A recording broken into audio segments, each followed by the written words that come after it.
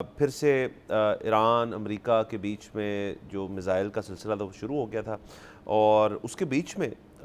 پرسوں جو ہے ڈونلڈ ٹرمپ صاحب کی ٹویٹ آئی کہ جی ہم بہت قریب پہنچ چکے ہیں ایک ڈیل کے اوپر، اور سب نے یہی سوچا کہ جی ایک طرف تو یہاں پہ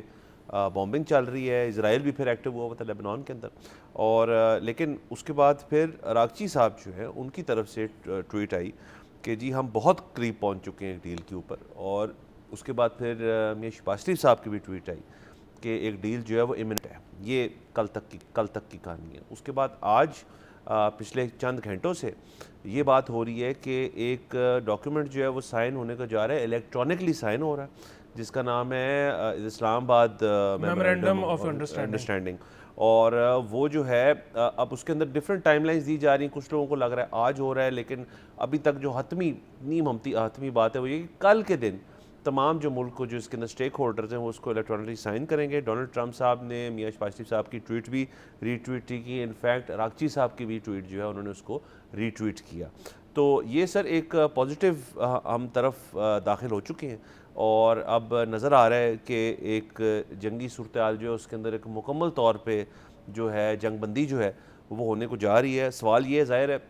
کہ جو ڈیل سٹرائک کی گئی ہے اس میں ایران کو کیا ملا ہے اور یو ایس نے کیا منوایا ہے اپنی باتیں، یہ ظاہر ہے جب ہمارے سامنے وہ تمام دستاویز آئیں گے تو اس کے اوپر مزید بحث ہوگی، لیکن فی الحال یہ ہے کہ کل کے روز یہ چیز جو ہے سائن ہونے کو جا رہی ہے۔ جی بہت زیادہ مبارک ہو، اور اللہ کرے کہ یہ خوش اسلوبی سے طے پا جائے۔ اس کی وجہ یہ ہے کہ آج سے کچھ دن پہلے جیسے کہ آپ نے کہا کہ اسرائیل نے خلاف ورزی کی سیز فائر کی، اور لبنان ساؤتھ لبنان میں انہوں نے اٹیک کر دیا، جس کے نتیجے میں ایران نے ان پر اٹیک کر دیا۔ اگین ٹرمپ صاحب بیچ میں آئے۔ ٹرمپ صاحب نے جو ان آفیشیل ریکارڈز ہیں اس کے مطابق نیتن یاہو صاحب کو کافی ڈانٹا بھی، ان کو کہا کہ تمہیں پتہ ہی نہیں ہے کہ ہو کیا رہا ہے اور تمہیں ایکسیپٹ کرنی پڑے گی ایران ڈیل۔ اس کے بعد سے دوبارہ پیس کی طرف کوششیں شروع ہوئیں۔ پھر بیچ میں 2 دن پہلے ایک مسئلہ بن گیا کہ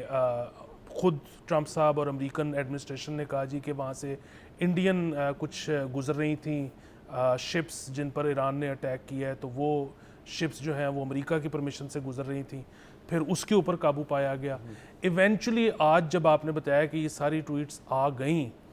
تو اب ایران کے بینکس کے اوپر ایک سائبر اٹیک شروع ہو گیا، تو بہت زیادہ ظاہر ہے امکان یہی ہے کہ وہ اسرائیل کروا رہا ہوگا، لیکن یہ ہے کہ اگین اسرائیل ظاہر ہے نیتن یاہو صاحب کے جو مسائل ہیں وہ ان سے سب واقف ہیں، مطلب ان کے جو سائیکولوجیکل پرابلمز ہیں ان سے تو سب واقف ہیں ہی۔ اس کے علاوہ اگر دیکھیں نا، یہ پیس ڈیل ہو جاتی ہے، اگر جو پلان تھا گریٹر اسرائیل کا وہ اگر فی الحال رک جاتا ہے، غازہ پہ بھی جس طرح سے ان کو اب جس طرح سے وہ پہلے اٹیک کر رہے تھے اب وہ نہیں کر پا رہے، ان کو انٹرنیشنل کمیونٹی نے روک دی ہے، تو یہ بیسیکلی نیتن یاہو صاحب جو کچھ بھی عزائم رکھتے تھے وہ پورے نہیں ہو سکے، تو اس کے بعد ان کا پولیٹیکل کریئر اسرائیل میں کیا ہوگا۔ اور اگین یہ بہت چہمگوئیاں ہیں کہ نیتن یاہو صاحب جس دن حکمران نہیں رہیں گے وہ اسرائیل میں ان کو ٹرائی کیا جائے گا، وہ سزا کے مستحق ہو سکتے ہیں۔ تو ظاہر ہے ایک شخص جو کہ اتنا زیادہ کارنرڈ ہو، جو کہ ظاہر ہے اس میں کسی اور کا کوئی قصور نہیں، ان کا اپنا ہی قصور ہے، لیکن جو اتنا کارنرڈ ہو وہ کچھ بھی کر سکتا ہے۔ وہ اگین انہوں نے پہلے بھی کیا ہے، دوبارہ بھی امریکہ جیسی سپر پاور کو وہ ڈیفائی کر سکتا ہے اپنی پرسنل ومز کی وجہ سے۔ تو ان چیزوں کے لیے ہمیں بھی تیار رہنا چاہیے، ایران کو بھی تیار رہنا چاہیے، امریکہ کو بھی تیار رہنا چاہیے، اور خدا سے دعا ہماری یہ ہے کہ پیس کا جو پروسیس ہے وہ نہ رکے، نہ اس کی سپیڈ سلو ہو، بلکہ ایز سون ایز پاسبل ایک تو یہ سائن ہو جائے کانٹریکٹ، اور دوسرا یہ کہ پھر اس پر امپلیمنٹیشن بھی ہو اور اس پر سے یو ٹرن کبھی نہ لیا جائے۔ جی سر بالکل، آپ نے جس طرح سے اسرائیل کی مجھے تو صورتحال بتائی کہ وہ کتنے ڈیسپریٹ ہیں کہ کسی طرح سے یہ سارے معاملہ جو ان کو خراب کیا جائے، جیسے لیبنان کے اندر سیز فائر وائلیشن ہو جائے، اس کے علاوہ یہ جو آپ کہہ رہے ہیں ایک سائبر اٹیک ہوا ہے، تو وہ اس کے اندر بھی کوشش کریں گے کوئی نہ کسی کی طرف بیک ٹریک کیا جائے۔ لیکن یہ دیکھیں آپ کے پہلی دفعہ میں دیکھ رہا ہوں کہ ایک یو ایس پریزیڈنٹ, کیونکہ یہ باتیں ہی نکلی تھی نا کہ ان کی بڑی تلخ قسم کی گفتگو ہوئی ہے نیتن یاہو سے, کہ پہلی دفعہ ایک یو ایس پریزیڈنٹ جو ہے اس نے اس طرح سے بات کی ہے اسرائیل کے جو بڑی دیر سے پرائم منسٹر ہیں. سو یہ ایک اچھی ٹریجیکٹری میں میرے خیال میں ہم جا رہے ہیں, اور اس کے ساتھ ساتھ یہ امپلیمنٹ ہو جائے, ایران کے اوپر جو سینکشنز جو ہیں وہ ہٹیں, اور ہم ایک مستقل جو ہے پیس کی طرف جائیں. بالکل مستقل پیس کی طرف جائیں. اور دوسرا یہ کہ بڑا ضروری ہے کہ ان کے اوپر سے سینکشنز ہٹیں, وہ فریلی کاروبار کر سکیں. اس کی وجہ یہ ہے کہ ایک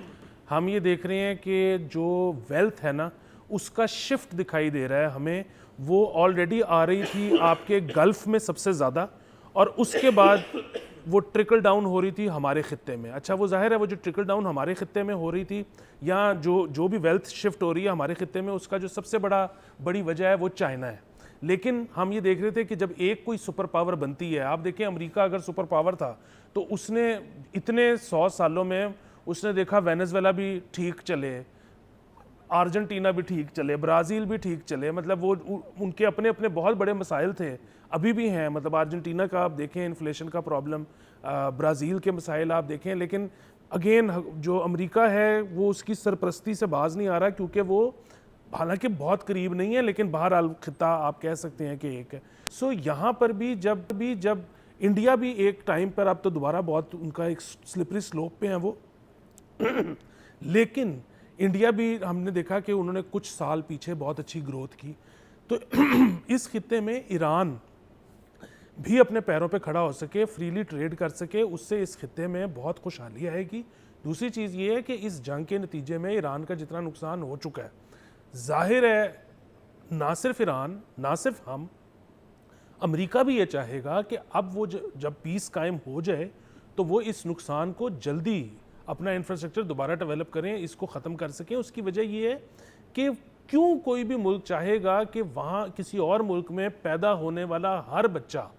آپ سے نفرت کرے, وہ آپ سے جنگ کی تمنا کرے, وہ آپ سے ایک دن لڑ کے اپنا بدلہ لینے کی کوشش کرے. اور یہ آپ ہونے سے روک نہیں سکتے اگر دوسرے ملک میں جس کے ساتھ آپ وار پہ گئے تھے اس میں پراسپیرٹی نہیں آتی. سو اب اس وقت تمام ملک بلکہ تمام دنیا کا جو سب سے بڑا فوکس ہونا چاہیے وہ یہ ہے کہ جتنا نقصان ایران کا ہوا تھا وہ جلدی سے جلدی ختم ہو. ظاہر ہے جو جانے گئی ہیں ان کا تو کچھ نہیں ہو سکتا, وہ واپس نہیں آ سکتی. اللہ لواحقین کو صبر دے, اور جو انفراسٹرکچر ہے وہ جلدی سے جلدی ٹھیک ہو, وہاں پر خوشحالی آئے تاکہ دنیا موو فارورڈ کر سکے اور واپس جنگ کی طرف حالات کبھی نہ جائیں. سر بالکل سر, آئی تھنک اس ڈیل کے اندر کیونکہ دیکھیں جیسے اس کے اندر نا صرف ایران امریکہ, میں یہ انڈرسٹینڈنگ ہے کہ صرف ایران امریکہ پاکستان اور نہیں ہے صرف اس کے اندر اور اسٹیک ہولڈر. مجھے لگ رہا ہے کہ سعودی عربیہ بھی اس کے اندر جو ہے وہ اپنا کسی نہ کسی سائن کرے گا, قطر بھی کرے گا, شاید یو اے ای بھی اس کے اندر ہو. تو دیگر جو اسٹیک ہولڈرز ریجن کے ہیں وہ سارے جب ایک ڈیل کے اوپر آئے ہیں تو ہمیں اس چیز کی بھی انڈرسٹینڈنگ کر لینی چاہیے کہ سارے جب آپ اتنے اسٹیک ہولڈرز انوالو کرتے ہیں سب تھوڑا تھوڑا اس کے اندر نا اپنی اپنی بات کرتے ہیں. تو اگر تو یہ ایک ہسٹورک قسم کی چیز جو ہے جس کا نام ہی اسلام آباد میمورنڈم ہے, یہ تو ایک بہت اچھی بات ہے. پاکستان سے مطلب پرائمری رول پاکستان کا تھا, یہ تو ہمیں پتہ ہے, لیکن سب کو ایک پیج پہ لانا یہ میرے خیال میں بہت بڑی جو ڈپلومیٹک اچیومنٹس دنیا کے اندر ہوئی ہیں یہ ان کے اندر شمار ہوگی چیز کہ جی آپ نے بہت بڑی چیز حاصل کی ہے اس کے اندر. اور نہ صرف یہ اس کے اندر بلکہ آپ نے دو بڑے ہیویلی پاورڈ ملک, مطلب ایران کو بھی ہم نے اس جنگ کے بعد تو واضح ہو گیا نا کہ ایران جو ہے وہ اس قسم کے مطلب ملیٹریلی جو ہے بڑا ایک اسٹرانگ کنٹری, اور یو ایس کی تو ہمیں ملٹری مائٹ کا پتہ ہے, لیکن دو ایسے ملکوں کو آپس میں آپ نے اگر صلح بھی کرا دی, صلح ایک بہت اسٹرانگ لفظ ہے, لیکن آپ نے ایک مطلب لانگ سیز فائر جو ہے اس طرف چلے گئے اور سینکشنز بھی افٹر, یہ بہت بڑی اچیومنٹ ہے. تو اگر تو یہ چیز ہو جاتی ہے اور کل کے دن ہو جاتی ہے تو میرے خیال میں یہ نہ صرف پاکستان کی تو اچیومنٹ ہے ہی ہے, یہ تمام اسٹیک ہولڈرز اور اس خطے کی بہت بڑی اچیومنٹ ہے. سبسکرائب کریں اور بیل دبائیں تاکہ کوئی خبر رہ نہ جائے.